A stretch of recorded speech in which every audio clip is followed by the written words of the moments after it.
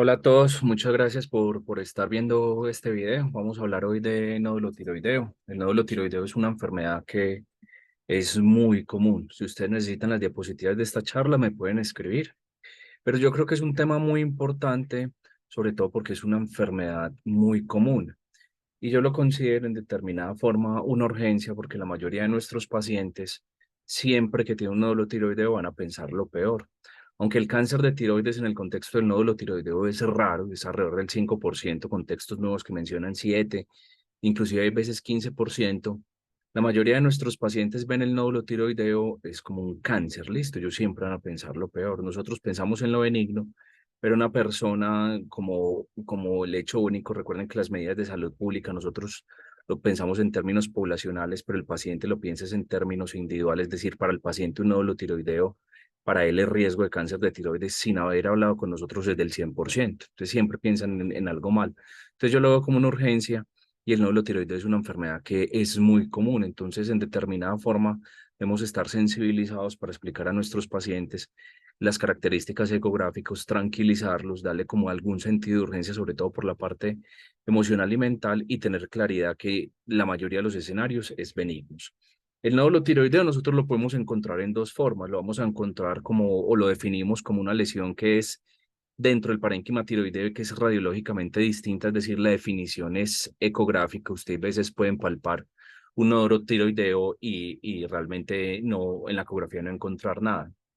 Y tenemos que diferenciar dos escenarios. Uno es cuando encontramos el nódulo tiroideo en la palpación o cuando el paciente refiere síntomas o cuando el paciente se le encuentra por otras cosas. Es posible que el riesgo de malignidad sea diferente en estos dos escenarios cuando sea encontrado incidentalmente o sea encontrado por síntomas. Si el paciente tiene síntomas como disfagia, como cambios en la voz, posiblemente el riesgo de malignidad sea similar, pero cuando se evalúan uno por uno, el que se encuentra incidentalmente o por palpación, posiblemente el riesgo de malignidad sea igual. Es decir, si usted lo palpa y lo encuentra, el riesgo de malignidad es igual al que si se hace por un incidentaloma tiroideo.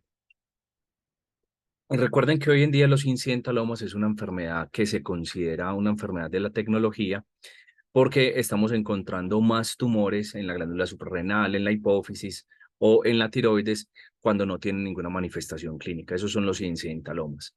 Y lo otro que pasa con nódulo tiroideo es que uno tiene que balancear cómo dar un tratamiento de alta calidad y evitar el sobrediagnóstico. El cáncer de tiroides viene en términos generales incrementando en frecuencia en el mundo, pero posiblemente dos tercios de este incremento en la frecuencia sea por una cosa que se llama sobrediagnóstico, porque buscamos más la enfermedad, porque se hace ecografía sin razón o porque se hace ecografía buscando otros síntomas. Por ejemplo, una disfagia o un síntoma de alguna molestia en la región anterior del cuello y se pide una ecografía de tiroides y se piensa que es la tiroides y no siempre ese es el escenario, pues encontramos más enfermedad y cuando esa enfermedad no impacta la calidad de vida de los pacientes o la salud, no incrementa la mortalidad, eso lo hablamos con sobrediagnóstico.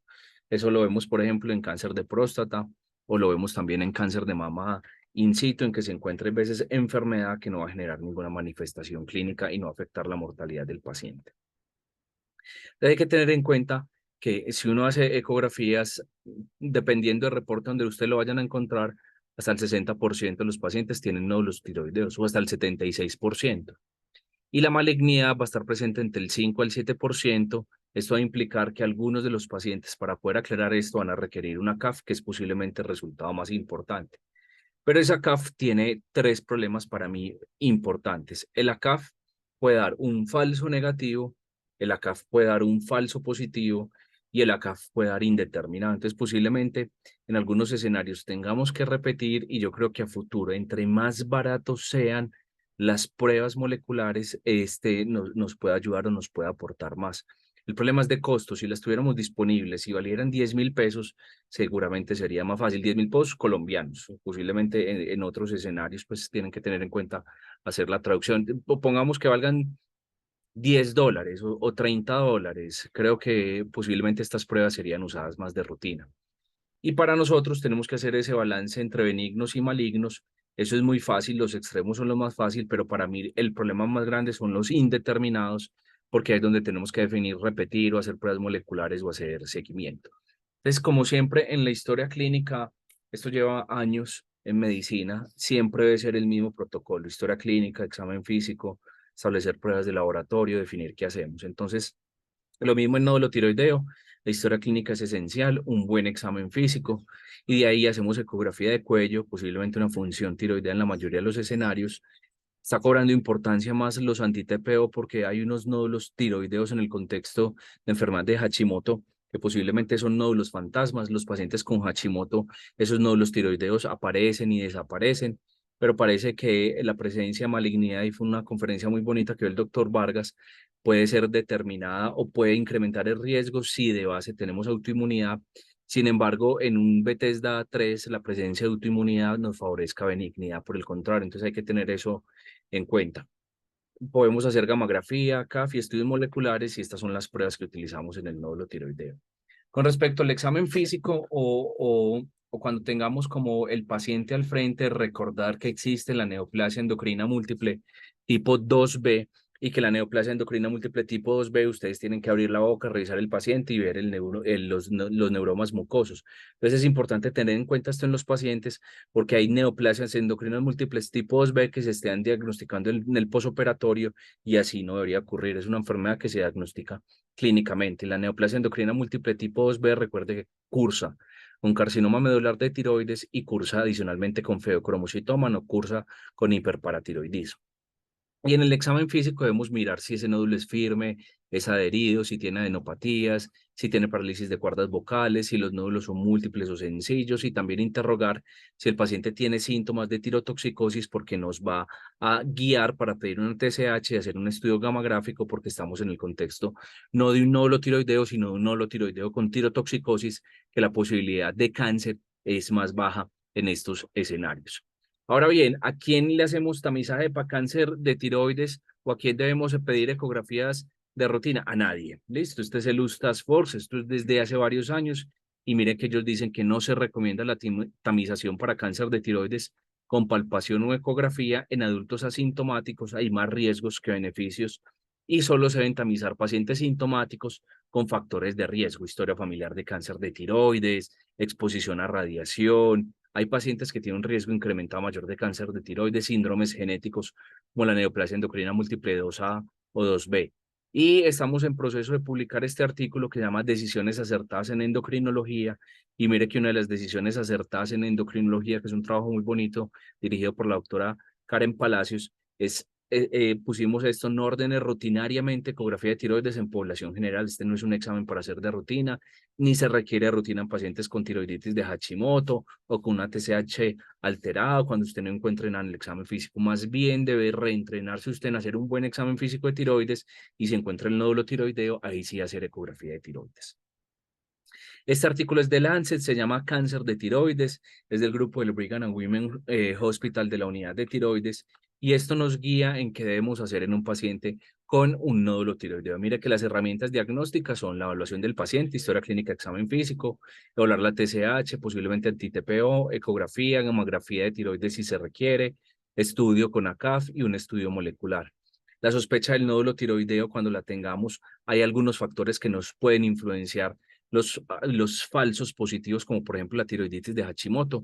Recuerden que la tiroiditis de Hashimoto puede tener una variante ociógena, puede estar un poquito más aumentada de tamaño y de consistencia esa de tiroides, como con un patrón empederado. Nosotros decimos que esa tiroides es pseudonodular. Como nosotros no estamos acostumbrados a palpar tiroides, muchas veces la palpamos y decimos, vea, esta es una tiroides de Hashimoto, porque es una tiroides como más rellena, más aumentada de tamaño y como medio, no petrosa, sino como un poquito indurada. Y eso puede hacer falsos positivos y los nódulos tiroideos, como es un fenómeno inflamatorio en enfermedad de Hashimoto, aparecen y desaparecen. Yo les digo de cariño nódulos fantasmas. Qué pena que se descuadró la camarita. Ahí sí.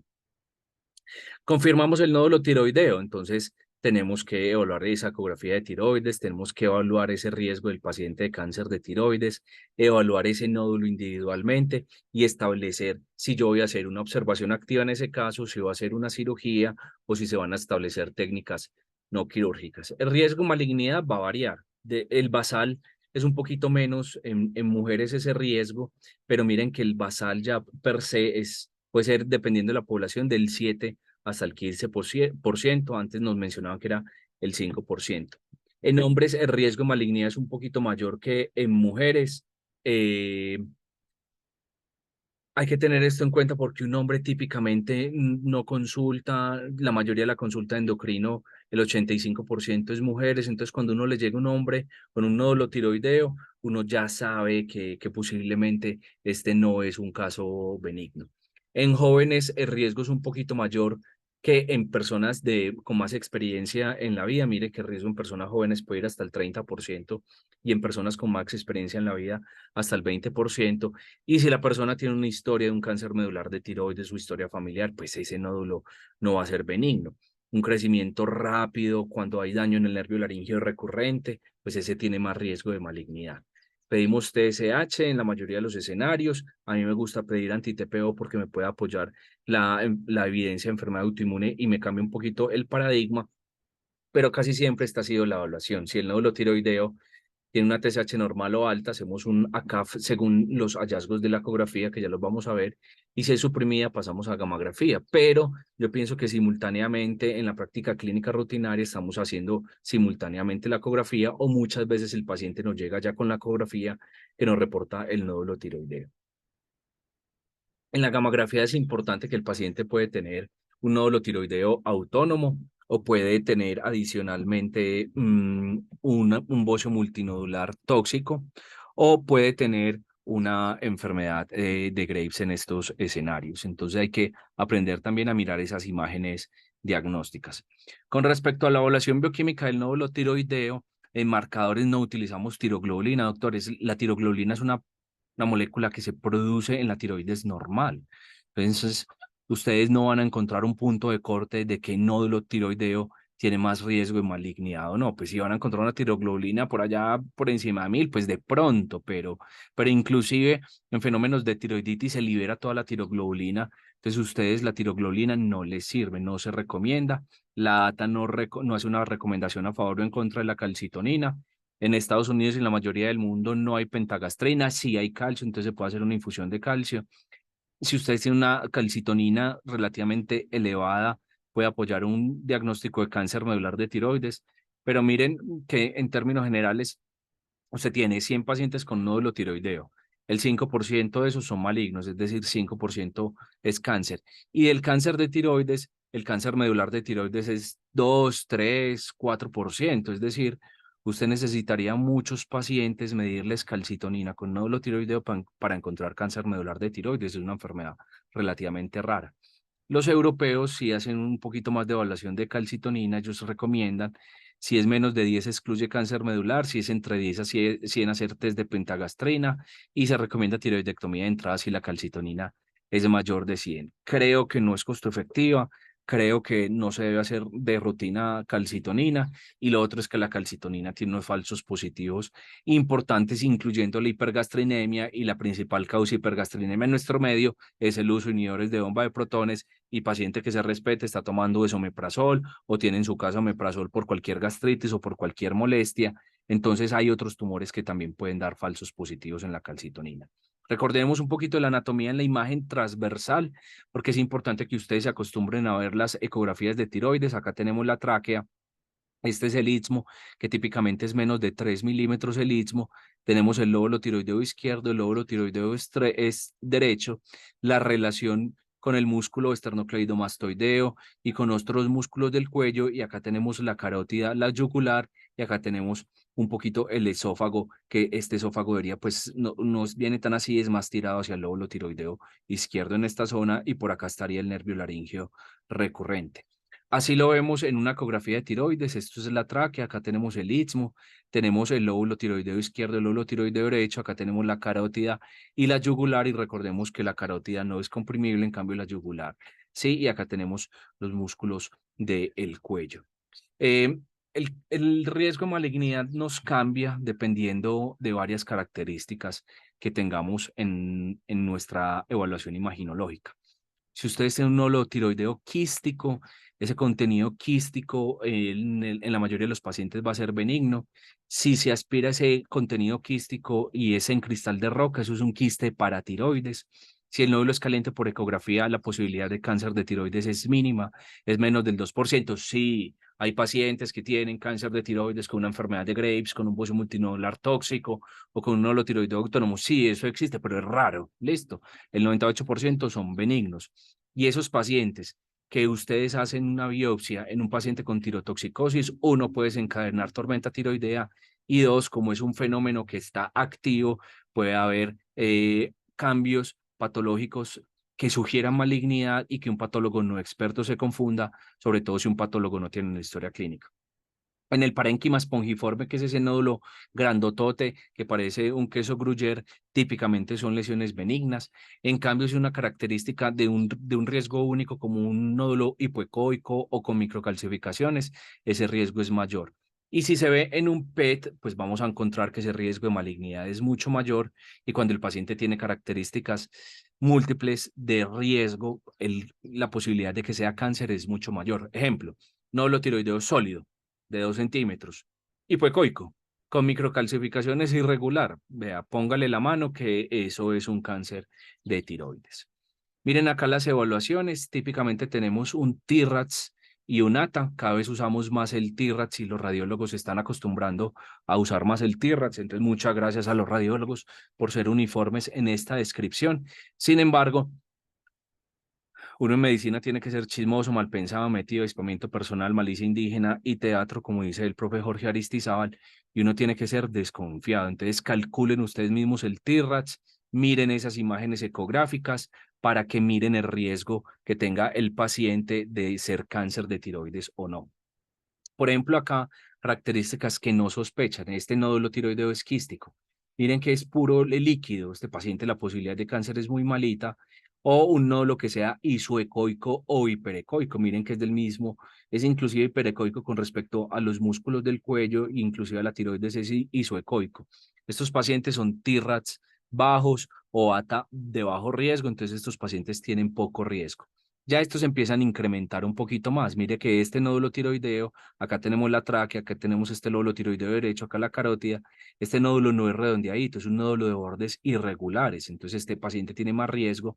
Este nódulo que tenemos acá que tiene estas microcalcificaciones, inclusive mire que tiene una extensión extratiroidea. Entonces este nódulo es de mayor riesgo. Este es carótida, este es yugular. O un nódulo que es hipoecoico, inclusive tiende a salir un poquito por fuera de la tiroides.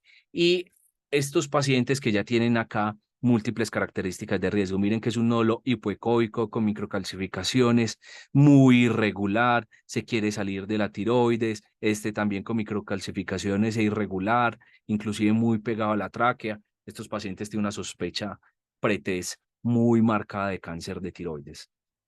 Para recordemos la ATA cuando hacemos biopsia, obviamente ya estamos usando más TIRATS, ya les voy a mostrar el TIRATS, pero acá tenemos nuevamente el benigno, el quiste, esto no se biopsia. Acá tenemos los espongiformes, que es como un queso gruyere, esto les hacemos biopsia si es más de 2 centímetros o los podemos observar, yo hay veces los observo, dependiendo pues de las características clínicas del paciente. Acá tenemos nódulos hiperecoicos o isoecoicos o mixtos, se biopsian con más de 1,5%. Este nódulo con sospecha intermedia porque es hipoecoico, pero muy regularcito, se biopsian más de 1 centímetro y los de alta sospecha, por favor, también se biopsian más de 1 centímetro.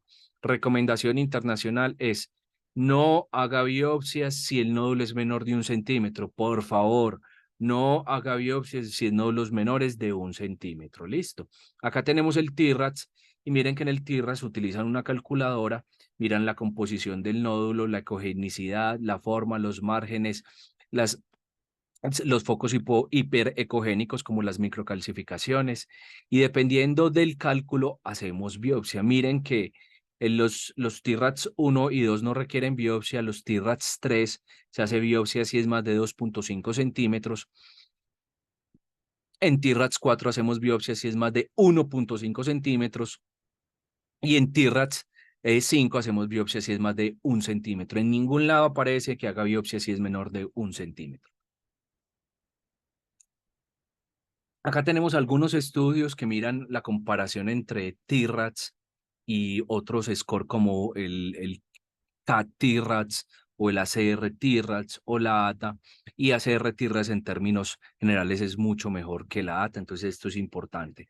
Esta es una publicación que tenemos con el profe Carlos Willes y con el doctor Luis Antonio Rodríguez, que es una revisión de los distintos scores de clasificación de los nódulos tiroideos. Miren que tenemos muchos scores de clasificación. Típicamente nos acostumbramos al T-RADS, pero no es el único score y ninguno recomienda hacer biopsia con menos de 1 centímetro. Eso debe quedar claro. Ahora bien, con respecto a la CAF es fácil de hacer, debe ser idealmente guiado por ecografía, es por aspiración, realmente no es una biopsia como tal, sino que es una aspiración. Mm, eh, es un procedimiento con bajo riesgo de complicaciones. Idealmente debería ser con el patólogo que lea las patologías inmediatamente y con ecografía nos permite mirar esos nódulos posteriores. La técnica es muy sencilla, se debe hacer idealmente una muestra por capilaridad, es decir, se hacen varias perforaciones y uno deja que suba la muestra entre 5 a 10 oscilaciones. Idealmente se debe evaluar inmediatamente en portaobjetos, se puede hacer un secado al aire o con alcohol, idealmente deberían ser ambas para poder evaluar y que lo vea un citopatólogo experto. Las complicaciones son raras, puede haber dolor, es un procedimiento que es molesto, el sangrado y hematoma es raro, la perforación en la tráquea y miren que estas otras complicaciones realmente es raro. Ahora bien, con el ACAF nos van a reportar el Bethesda. El Bethesda, recuerden que se actualizó en el año 2023. Estamos pendiente hoy, junio 20, que se publique el libro completo, pero ya tenemos resultados con Bethesda 2023. Y recuerden que el Bethesda tiene 6 clasificaciones. No diagnóstico es Bethesda 1, de riesgo de malignidad es del 1 al 10%. El Bethesda 2, que es benigno, el riesgo de malignidad es menos del 4%. El Bethesda 3, que es atipia significado incierto, lesión folicular, el riesgo de malignidad es entre el 15 o hasta el 30%, entonces debe hacerse como una subclasificación acá.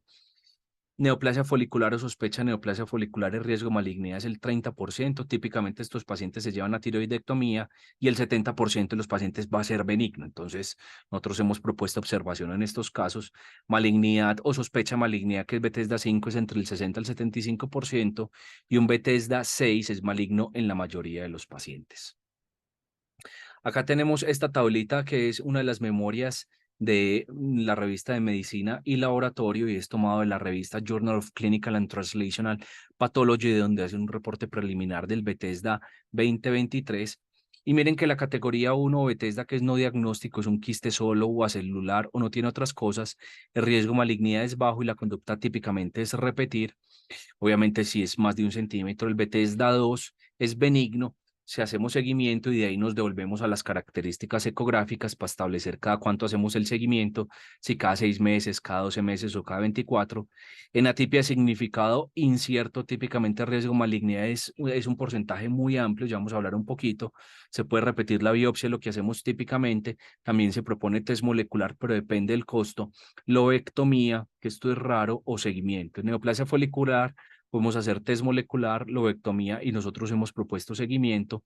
En Bethesda 5 se propone test molecular, pero pienso que en estos casos la mayoría de las veces va a ser maligno, entonces se puede hacer cirugía, lo mismo que en Bethesda 6. Obviamente, si es más de 1 centímetro. Si hace una prueba diagnóstica con menos de 1 centímetro, estos pacientes, la recomendación es observar. ¿De dónde sale neoplasia folicular en seguimiento? Yo creo que ya ahora les muestro, es un artículo que tiene el doctor Carlos García y el doctor Álvaro Zanabria, que se puede hacer seguimiento en estos casos. En Bethesda 3, mire, Bethesda 3, si usted hace una CAF repetido, la mayoría va a ser benigno. Listo, la posibilidad de que usted le suba un Bethesda 5 o 6 es del 7%, es decir, la mayoría de los pacientes cuando se repite el Bethesda es benigno. Y lo otro es que se puede mejorar el Bethesda. Mire, usted puede separarlo en 3A y 3B, que es una lesión folicular de significado incierto o una tipia de significado incierto, y mire que la malignidad cambia del 5 al 27%. Si hay atipa citológica es de mayor malignidad, si hay atipa arquitectónica no hay tanta malignidad. Miren acá, que en estos que tienen atipia citológica, en las dos primeras categorías, el riesgo de malignidad es del 87% versus el 25% cuando es atipia arquitectónica. Entonces, el patólogo nos debería dar de este detalle, pues, de fina coquetería para poder aclarar más el Bethesda 3. Miren, acá reporte del doctor García y del doctor Álvaro Zanabria. Es un reporte preliminar de observación activa como una estrategia conservadora para Bethesda 4, sobre todo para nosotros que somos un poquito minimalistas. ¿Cuándo se debe realizar una nueva biopsia? Mire que la recomendación ATA típicamente es cuando incremente el nódulo más de un 50% o 2 milímetros, pero la evidencia de esto es de muy baja calidad y no se recomienda evaluar el crecimiento en esta revisión sistemática del 2016, pero me gusta más esta Scoping Review, esta revisión panorámica publicada recientemente, en que está involucrada el doctor Cosimo Durante, el doctor Edmund Sivas y otras personas, y ellos hacen una revisión sistemática de cuándo realizar una biopsia o cuándo hacer un seguimiento en el ultrasonido, y la evidencia es de muy baja calidad, el desarrollo de malignidad es muy bajo. Lo único que hace el seguimiento es que los nódulos tiroideos tienden a incrementar en el tiempo, entonces vos vas a terminar haciendo más ACAF y más tiroidectomías. Ahora bien, en PET si lo encuentran, miren, acá en el PET es una lesión focal. Este paciente de entrada va a requerir una biopsia si es más de 1 centímetro, porque la posibilidad de que sea maligno es muy, muy grande, pero recuerden que esa posibilidad depende de si es una captación difusa, porque va a ser un fenómeno inflamatorio como un Hashimoto, un Graves, pues es una captación focal. El nódulo mayor de 4 centímetros casi siempre se ha pensado en como una indicación clásica de cirugía, pero esto requiere tiene una tasa alta de falsos negativos. La mayoría de expertos continúan recomendando cirugía. Miren este nódulo de 4 centímetros acá, pero el cáncer está ubicado acá en este otro nódulo. Entonces, nódulo de 4 centímetros, usted muchas veces no lo puede biopsiar bien. Y miren que tiene un sesgo de selección. Hay varias revistas, incluyendo por la doctora Carmen Solórzano, donde nos mencionan que no hay diferencias en la tasa de malignidad si es menos de 4 centímetros o más de 4 centímetros, y el tamaño no predice malignidad. Es decir, pues usted tiene un nódulo tiroideo de 1 centímetro, 2 centímetros o de 4 centímetros, la probabilidad pretest de malignidad es la misma, solo por el tamaño. Importan es las otras características ecográficas. Y en las series quirúrgicas, típicamente el riesgo de malignidad es más alto, pero es que usted operó el paciente por algo, entonces tiene un sesgo de selección. En esto yo creo que se debería hacer un RCT de pacientes de más de 4 centímetros, cirugía de entrada versus observación y mirar a ver qué pasa. Pruebas moleculares del futuro, esto en muchos países es la realidad. Tenemos muchas pruebas moleculares, tenemos el AFIRMA, tenemos panel mutacional que evalúa DNA, otro evalúa RNA, tenemos Tyroprint, tenemos una prueba molecular del grupo de Chile, que yo creo que ya la estamos trayendo a América Latina. Entonces, recordar que la firma es muy sensible, entonces SNOUT sensible nos descarta, y el SPIN, que es el prueba molecular basada en el DNA, nos mete al paciente en el algoritmo. Listo. Y miren que esta revisión del año 2012 sigue proponiendo pruebas moleculares y es lo mismo que hoy en día acá. En atipia significado incierto, en Bethesda 4, posiblemente en Bethesda 5, aunque yo pensaría que este paciente debería ir a entrada y establecer de una vez. Pero yo creo que pruebas moleculares, el problema es el costo. A medida que esto sea más barato, se pida más y lo tendremos más disponible, yo creo que nos apoya más porque pienso que conoce uno el nódulo completamente. Ahora bien, un poquito de inteligencia artificial con esta revisión reciente del New England. Mire que la inteligencia artificial nos puede ayudar en estos escenarios. En este caso, por ejemplo, detecta la inteligencia artificial un neumotórax, entonces pone este paciente primero en la lectura para el radiólogo, puede detectar anomalías que muchas veces hay pacientes que se les pueden pasar estas anomalías. El estudio clásico es cuando ponen una tomografía un gorila y junto a otras lesiones y no detectan el gorila, el grupo de radiología, o en lesiones como más difusas, poder detectar estas lesiones espiculadas. Lo otro es que esto no es que vaya a reemplazar a los radiólogos, aunque el profesor Yuval Noah Harari dice que sí, pero nos va a permitir evaluar un poquito más, es una herramienta que vamos a tener. Miren, por ejemplo, acá en este modelo, en esta revista publicada en Lancet Oncology, el modelo con redes neuronales y con una evaluación por inteligencia artificial tiene una sensibilidad muy similar a los radiólogos, pero tiene una especificidad muy alta y un valor predictivo y negativo mucho mayor que 3 radiólogos expertos. Y con otras alternativas, como por ejemplo estos mapas de saliencia, pueden evaluar mucho mejor la posibilidad de que un nódulo sea maligno. Miren, por ejemplo, acá es la posibilidad de ser benigno es un 100%, en cambio acá ser maligno es de un 99,85%. Como conclusiones, el nódulo tiroideo es un hallazgo que es común, no todo lo tiroideo necesita biopsia. Menos de 1 centímetro no biopsia en esos pacientes. miren ese patrón de riesgo ecográfico y de acuerdo a eso establezcan el riesgo de malignidad y se hace el ACAF, TSH en los pacientes que tengan tirotoxicosis y en toda la mayoría de los pacientes van a requerir TSH. Los anti-TPO nos pueden ayudar un poquito en algunos escenarios. Clasificamos SBTSDA y hacemos seguimiento. Por favor, les agradezco mucho que si les ha gustado esta charla o estos videos, suscríbanse en el canal, denle like, compártenlo en sus redes sociales, porque es muy importante para nosotros poder continuar este canal. Les agradezco mucho y les deseo un feliz día, una feliz tarde, una feliz noche.